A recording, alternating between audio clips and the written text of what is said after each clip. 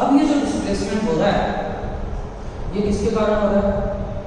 External electric field के कारण। तो अब यहाँ पर अपने को बात आया कि यार ये जो मोशन है ना इलेक्ट्रॉन का ये जो मोशन होता है, यहाँ से ये जो मोशन होता है जिस वेलोसिटी से होता है उसे बोलते हैं ड्रिफ्ट वेलोसिटी, और इसको बोलते हैं ड्रिफ्ट। इस टाइप के मोशन को क्या बोलते हैं? ड्रिफ्ट। और इस वेलोसिटी को क्या बोलते हैं? Drift velocity. तो यहाँ पर हम क्या बोलेंगे, किसी एक इलेक्ट्रॉन की एक्सटर्नल इलेक्ट्रिक फील्ड के इन्फ्लुएंस में एक्सटर्नल इलेक्ट्रिक फील्ड के अपोजिट डायरेक्शन में जो मोशन होता है उसे ड्रिफ्ट कहते हैं, और ड्रिफ्ट मोशन में जो वेलोसिटी होती है उसे ड्रिफ्ट वेलोसिटी कहते हैं। ये आया पूरा लिखते हैं। तो electric the electron is moving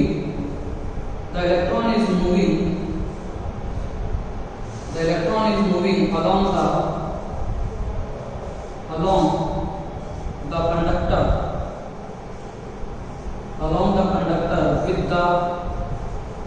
with the influence of the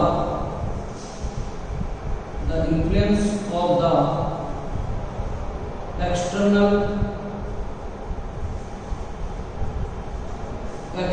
electric field. वापस बात करते हैं, electron is moving along the conductor. Electron है जो कंडक्टर के अलोंग मूव कर रहा है, किसके? With the influence of the electric field, electric field के इन्फ्लुएंस में, एंड अपोजिट इन दैट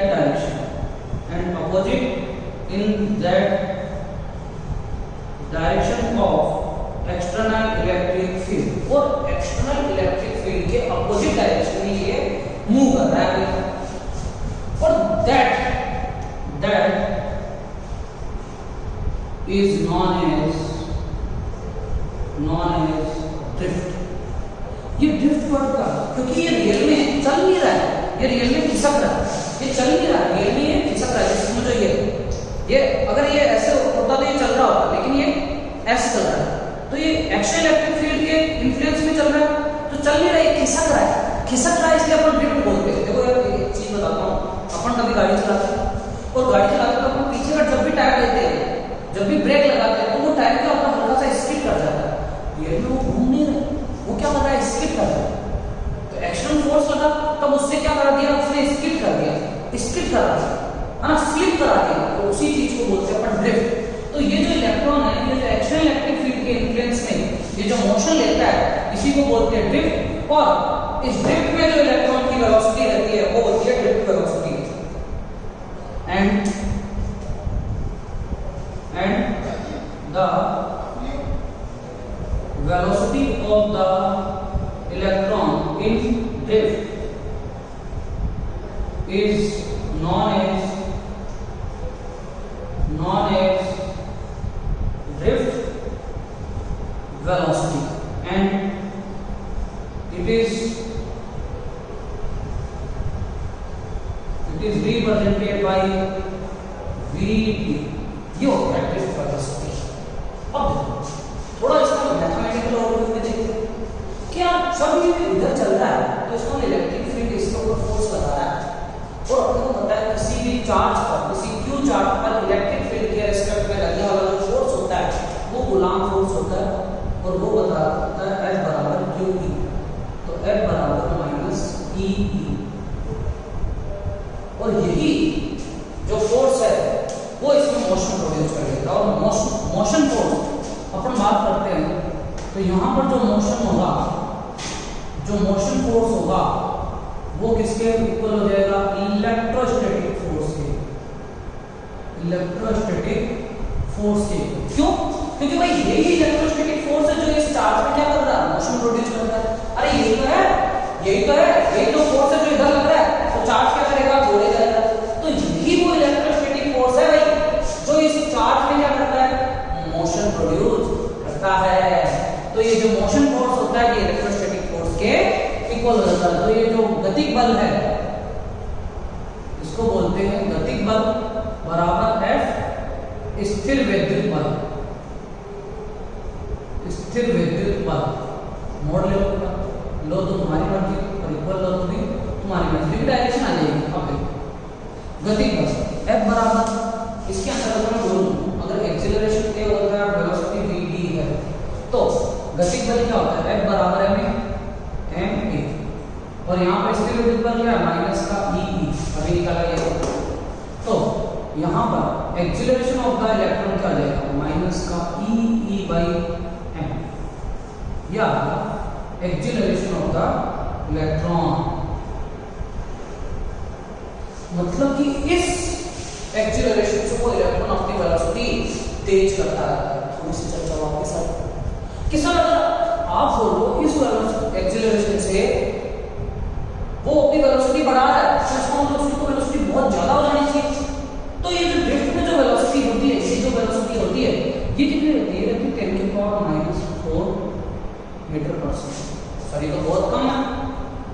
तो फिर हुआ क्या? अब देखो क्या होता है, जैसे ही इस एक्सीलरेशन से रफ्तार बढ़ाने की कोशिश करता है तो क्या होता है? बीच में कोलिजन हो जाता है कर्नल के साथ। ये कर्नल के साथ क्या होता है? कोलिजन, फिर वेलोसिटी डिक्रीज हो जाती है। तो ओवरऑल अपन बोलते हैं कि जो रिजल्टेंट वेलोसिटी मिलती है, जो एवरेज वेलोसिटी मिलती है, जो एवरेज स्पीड मिलती है, वो अपन बोलते हैं, उस एवरेज स्पीड को बोलते हैं ड्रिफ्ट वेलोसिटी। वो एवरेज स्पीड जिससे ये इलेक्ट्रॉन एक प्लेस से दूसरे प्लेस तक एक्सटर्नल इलेक्ट्रिक फील्ड के इन्फ्लुएंस में मूव करता है। तो यहाँ पर कि भाई अगर एक्सीलरेशन है तो एक्सीलरेशन है तो वेलोसिटी बढ़ेगी, है ना? वेलोसिटी बढ़ेगी और अगर वेलोसिटी बढ़ती जाएगी तो बहुत ज्यादा हो जाएगी।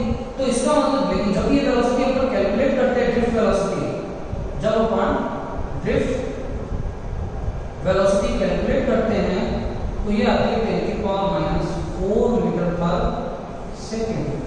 तो वेलोसिटी बहुत कम आती है। तो ये कम इसीलिए आती है due to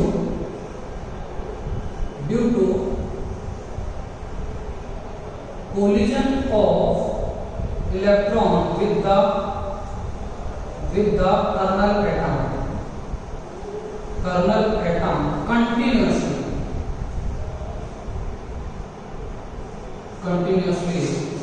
so that drift velocity is a average velocity of electron influence the external electric field। ये हो गई अपने पास चर्चा पूरी की पूरी ड्रिफ्ट वेलोसिटी की। लेकिन यहाँ पर अपने पास अभी तक ड्रिफ्ट वेलोसिटी का एक्सप्रेशन नहीं आया। अभी तो कॉन्सेप्ट, ये सारा का सारा कॉन्सेप्ट है ड्रिफ्ट वेलोसिटी का। तो अब अपन इसकी ड्रिफ्ट वेलोसिटी के जो एक्सप्रेशन है उसके ऊपर भी थोड़ी बहुत चर्चा कर लेते हैं। 2 मिनट का बात है, बस कोई इसको भी उठा, मेरे को ये डायग्राम चाहिए तो इसलिए रख लेता हूँ, वापस कॉम्पाउंड बनाना है। हाँ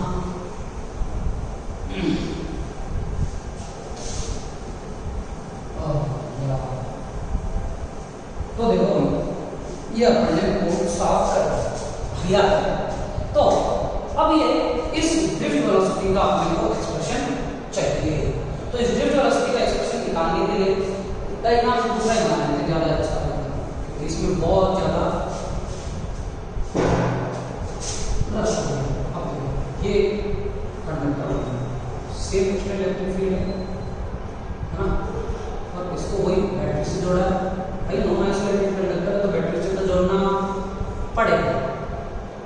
ये प्लस ये माइनस, ये V और ये G। यहाँ पर अपने पास है प्लस, यहाँ पर अपने पास है माइनस, और यहाँ पर 2 सरफेस मान लेते हैं।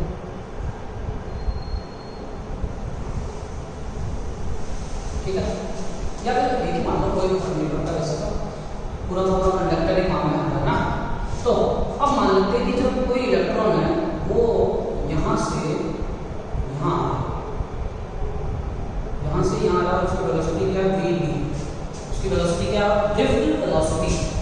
उसकी वेलोसिटी किसके इन्फ्लुएंस में हो रहा है? एक्सटर्नल इलेक्ट्रिक फील्ड के इन्फ्लुएंस में हो रहा है। ये सब लोग पता है। तो इलेक्ट्रॉन इधर से अट्रैक्ट होगा तो इलेक्ट्रॉन इधर मूव करेगा, और भाई अगर इलेक्ट्रॉन इधर मूव करेगा तो करंट की डायरेक्शन, इलेक्ट्रॉन की डायरेक्शन के अपोजिट होती है। ये अपन अच्छी तरीके से जानते हैं कि जो इलेक्ट्रॉन की डायरेक्शन और जो करंट की डायरेक्शन होती है वो एक दूसरे के अपोजिट होती है। तो मतलब मैं बोल सकता हूँ the direction of the current flow is opposite to the direction of the electron flow. ठीक है भाई।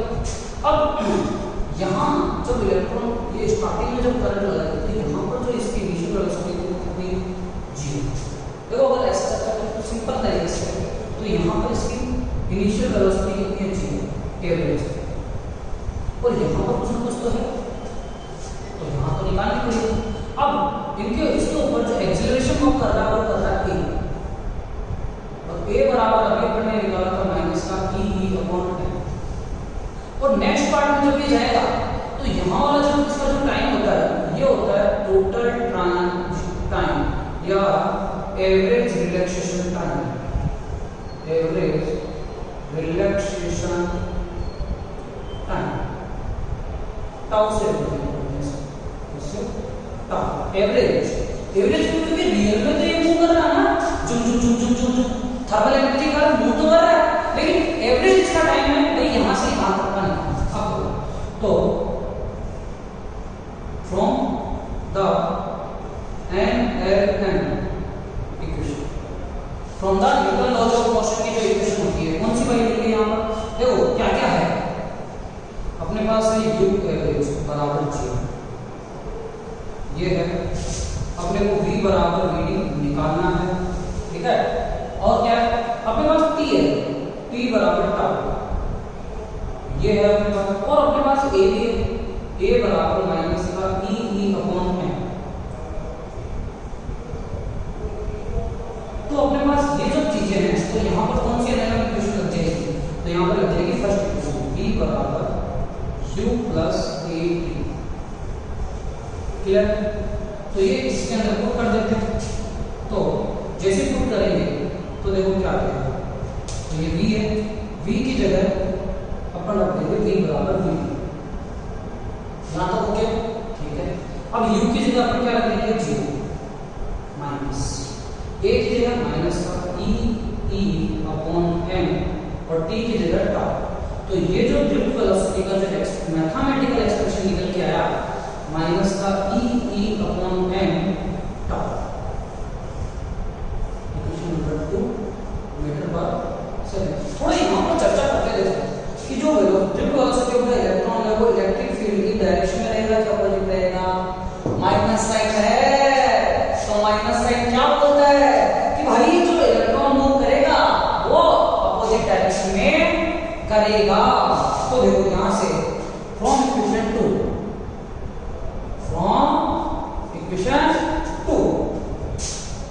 तो VD थोड़ा बहुत इसको ऐसे लिखना बता देना, माइनस को आगे लिया E टाउ अपॉन m, और यहाँ लिख दिया मैंने E। तो यहाँ से मैं बोल सकता हूँ कि VD is directly proportional to minus E, हाँ या ना, यस। यहाँ से अपन ये स्टेटमेंट बोल सकते हैं, या और VD is directly proportional to mod of E, ये भी बोल सकते हैं, क्योंकि भाई जैसे जैसे इलेक्ट्रिक फील्ड बढ़ाओगे ड्रिफ्ट वेलोसिटी भी तो बढ़ेगी। तो यहाँ से क्या पता लगता है कि जो ड्रिफ्ट वेलोसिटी है वो एक्चुअल इलेक्ट्रिक फील्ड के डायरेक्टली प्रोपोर्शनल होती है। और इस माइनस साइन से क्या पता लगता है कि अगर एक्चुअल इलेक्ट्रिक फील्ड इधर है तो इलेक्ट्रॉन इधर मूव करेगा, मतलब दोनों की डायरेक्शन एक दूसरे के अपोजिट होगी, ठीक है भाई। आगे अपने को यहाँ से इस चर्चा पर ये सेकंड इक्वेशन होगी, और अपन यहाँ से पढ़ेंगे from the relationship between field and potential, third chapter में, ये थर्ड चैप्टर में अपन ने डिस्कस किया था कि E बराबर माइनस का dv/dr। तो भाई तो कंडक्टर है, कंडक्टर की लेंथ अगर L है, ठीक है, तो यहाँ से अपन बोल सकते हैं v/r, तो यहाँ से अपन बोल सकते हैं v/l, तो यहाँ हो गया v बराबर e इंटू l, या v/l भी काम में आ रहा है आपको, ये इक्वेशन नंबर 3। तो वोल्ट पर मीटर। अब देखो ये E की वैल्यू उठा के इस इक्वेशन 2 में रख सकता हूं, तो फ्रॉम इक्वेशन 2 एंड 3, तो फ्रॉम इक्वेशन 2 एंड 3, अब देखो E की वैल्यू क्या है, E बराबर V बाई L, E की वैल्यू उठाई और यहां चिपका दी, तो V बराबर, अब क्या V क्या है, स्केलर क्वांटिटी है तो तुम मोड ले सकते हो, कोई दिक्कत वाली बात नहीं। तो ये हो जाएगा E tau upon m V upon H। अब ये इक्वेशन आ गई 4 मीटर पर सेकंड। और इक्वेशन 4 से क्या पता चलता है कि जो VD है is directly proportional to external battery voltage. तो ये चीज समझ में आएगी। और यहाँ तक अपना ड्रिफ्ट वेलोसिटी का जो भी कॉन्सेप्ट है और जो भी मैथमेटिकल एक्सप्रेशन है वो कंप्लीट हो। ओके बेटा, थैंक यू।